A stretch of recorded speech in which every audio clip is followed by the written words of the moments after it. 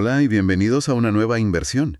Hoy vamos a tocar un tema que, bueno, para cualquiera que haya trabajado con datos del mundo real, Es el pan de cada día, sí. totalmente.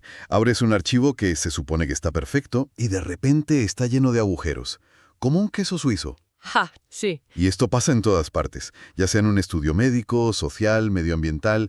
Los datos casi nunca están completos. Siempre falta información. siempre. Y claro, esto nos lleva a una pregunta clave.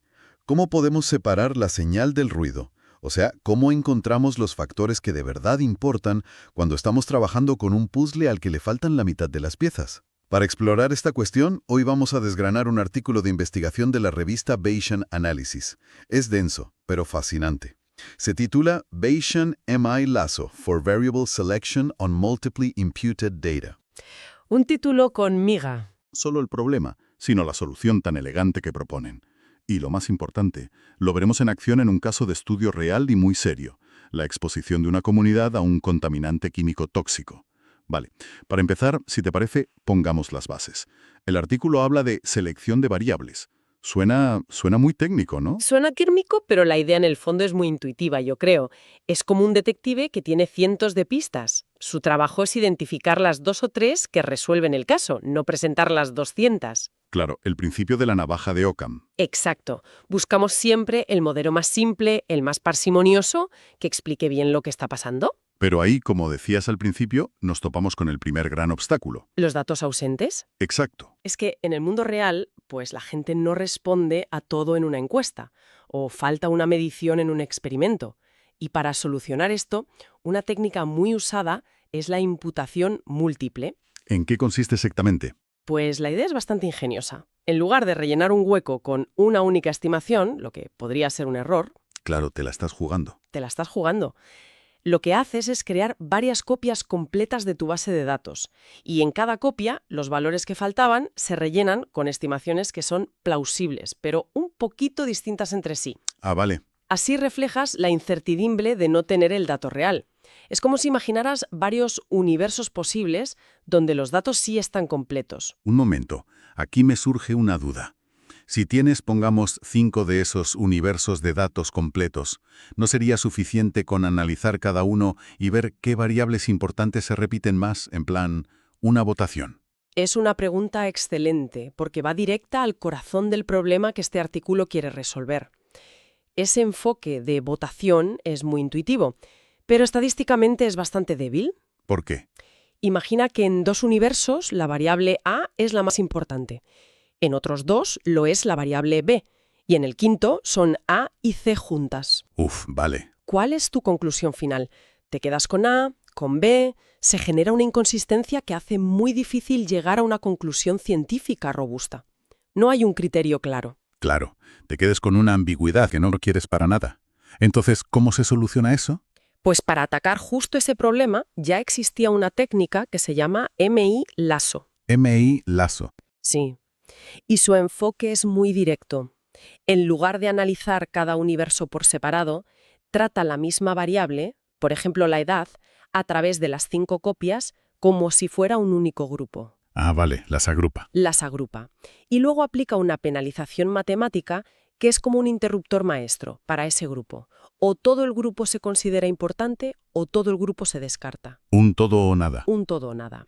Así te aseguras de que la decisión sobre si la edad es relevante o no es la misma en todos tus universos. Garantiza la coherencia. Vale, entiendo la solución para forzar la coherencia.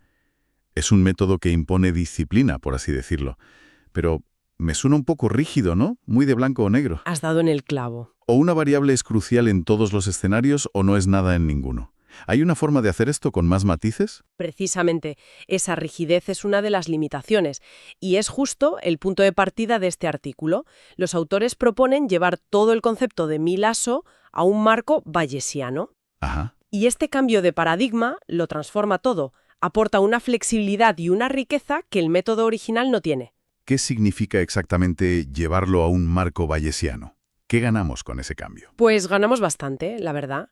Pasar al enfoque bayesiano nos da, yo diría que 3 superpoderes. Superpoderes. Me gusta. El primero es que puedes incorporar conocimiento previo. Si ya hay estudios que sugieren que algo es importante, se lo puedes decir al modelo de antemano. Entiendo. El segundo, y quizá el más importante, es cómo maneja la incertidumbre. Un método clásico te da un número, una estimación. El bayesiano te da una distribución de probabilidad completa, un rango de valores plausibles. No te dice el efecto es 2,5, sino probablemente está entre esto y esto. Exacto. Y te dice que es casi imposible que sea 0, por ejemplo. Y el tercer superpoder es que nos libera de ciertas ataduras estadísticas. ¿A qué te refieres con ataduras? Me refiero a las reglas de Rubin, que es el método estándar para combinar los resultados. Son muy útiles, pero asumen que todo se comporta de una forma muy ideal, siguiendo la campana de Gauss. ¿Y el mundo real no suele ser tan ideal? Casi nunca. El enfoque bayesiano no necesita esa suposición.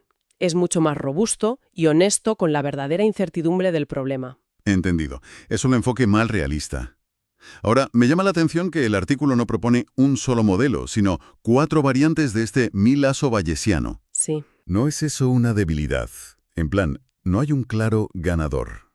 Me preocupa que esto devuelva la subjetividad al analista, que ahora tiene que elegir. Es una objeción muy pertinente. Podría parecer que complica las cosas, pero en realidad es una fortaleza. Nos ofrecen una caja de herramientas, no una única llave. Los 4 modelos se pueden agrupar en 2 filosofías distintas. A ver. 3 de ellos se basan en lo que se llaman priors de encogimiento. Son los modelos Multilaplace, Horsey y ARD. Priors de encogimiento. Sí, la idea es que actúan como un regulador de volumen. Encogen o empujan hacia cero la influencia de las variables que son puro ruido, pero sin silenciarlas del todo. Bajan el volumen del ruido de fondo para que escuches la melodía importante. Vale. ¿Una aproximación sutil? ¿Y el cuarto modelo? El cuarto es de un tipo llamado Spike and Slab. Spike and Slab. Este es mucho más decisivo. No es un regulador de volumen, es un interruptor. ¿Encendido o apagado? Encendido o apagado. Para cada variable, el modelo decide si es importante y tiene un efecto real o si su efecto es exactamente 0. Es más radical. Perfecto si crees que solo unas pocas variables son las protagonistas. De acuerdo. Tenemos esta caja de herramientas con modelos que atenúan el ruido y otros que directamente lo apagan. Pero, aún así, ¿cómo decides al final qué variables se quedan en el informe? Todavía parece que alguien tiene que poner un punto de corte. Pues precisamente para evitar eso, y esta es otra de las grandes contribuciones del artículo, desarrollan un procedimiento de selección en 4 pasos. Ujú. Es un sistema riguroso diseñado para eliminar esa decisión subjetiva del final. Vale. A ver, ¿cuál sería el primer paso? El primer paso es generar candidatos. En lugar de buscar un único modelo verdadero, generan una colección enorme de modelos posibles desde el más simple hasta el más complejo. Un catálogo de explicaciones. De acuerdo. El segundo paso es el más útil y brillante. La proyección posterior. Proyección posterior. Sí. Para cada uno de esos modelos candidatos más sencillos, en lugar de reentrenarlos de cero, proyectan sobre ellos toda la información que ha aprendido el modelo grande y complejo del principio. Es como si un modelo pequeño heredara la sabiduría del grande. Justo esa es la idea. Es como si un artista experto mirara una foto en alta resolución y luego hiciera un boceto que captura la esencia de la escena. El boceto tiene menos detalles, pero hereda la composición, las luces, el mensaje del original. Ya lo veo. Así los modelos simples no son ignorantes. No pierden la información del contexto general. Es una idea muy potente. Exacto.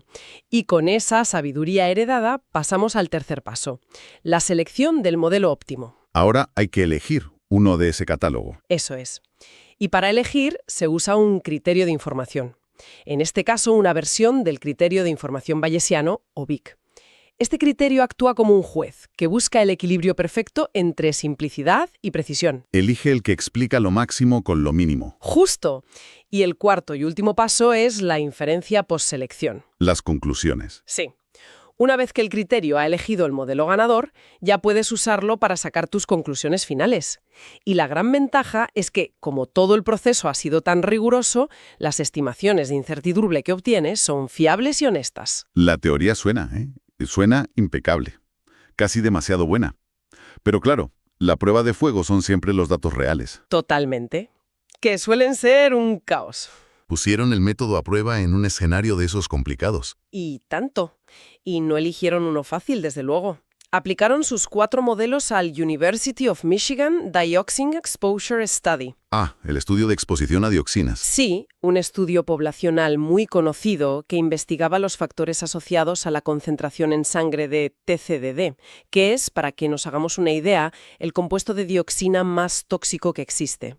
El estudio se centró en residentes de una zona de Michigan cerca de una planta química de Dow Chemical. Suena un problema complejo con muchísimas variables en juego. Y tanto. El conjunto de datos era, el campo de batalla perfecto para este método. Tenían 131 variables candidatas para cada persona. ¿131? Sí, datos demográficos, hábitos, historial laboral y, por supuesto, muchísimos datos ausentes. De hecho, solo el 42% de los participantes tenían información completa para todo. O sea, un auténtico desafío. El escenario ideal para ver si el método se ahoga o aprende a nadar. Exacto. ¿Y cuáles fueron los resultados? ¿Qué factores importantes lograron identificar en medio de toda esa complejidad? Pues los resultados fueron increíblemente reveladores y, lo más importante, muy consistentes entre los 4 modelos. A pesar de sus diferencias. A pesar de sus diferentes filosofías, todos coincidieron en un núcleo común de 10 variables predictoras clave. 10 de 131. 10. Por un lado, estaban los factores demográficos que uno podría esperar. La edad, con un efecto curiosamente más pronunciado en mujeres, el sexo biológico, el índice de masa corporal. Claro, las dioxinas se acumulan en la grasa. Exacto. Y también si la persona había fumado alguna vez. Vale, hasta ahí todo bastante estándar. ¿Hubo algo más sorprendente? Sí, y aquí es donde el método demostró su poder. Identificó factores de exposición muy específicos que dibujaban un mapa muy claro de la exposición. Por ejemplo, Variables como los años vividos en la zona de Midland entre 1960 y 1979. un periodo de alta producción. Justo. O los años trabajando directamente en la planta de Dow Chemical después de 1980. Pero también encontró algo mucho más sutil. ¿El qué? Los años de convivencia con alguien que trabajaba en la planta entre 1940 y 1959. Ostras. Esto sugiere una vía de exposición secundaria, quizá por la ropa de trabajo contaminada que se llevaba a casa. Es el tipo de señal fina que se podría perder con métodos menos sensibles. Es fascinante. El modelo no solo encuentra lo obvio, sino que reconstruye las posibles rutas de contaminación a lo largo de décadas. ¿Y cómo se compararon estos nuevos modelos con el método Milazzo original, el no bayesiano? Esa comparación fue muy interesante. El caso real confirmó lo que habían visto en las simulaciones. Los modelos bayesianos, sobre todo el Multilaplace y el Spike and Slab, fueron más parsimoniosos. Seleccionaron menos variables. Un conjunto más reducido. Más reducido que el Milazzo original.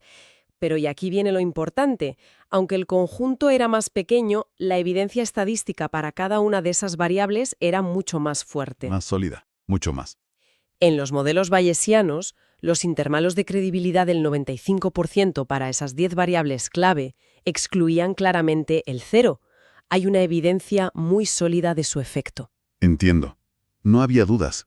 Mientras que en el método original, algunas variables seleccionadas tenían intervalos que sí tocaban el 0, lo que deja dudas sobre si son relevantes de verdad. Entonces, si tuviéramos que destilarlo todo, la gran conclusión de este análisis, ¿cuál sería? La gran idea aquí es que este trabajo representa un salto cualitativo.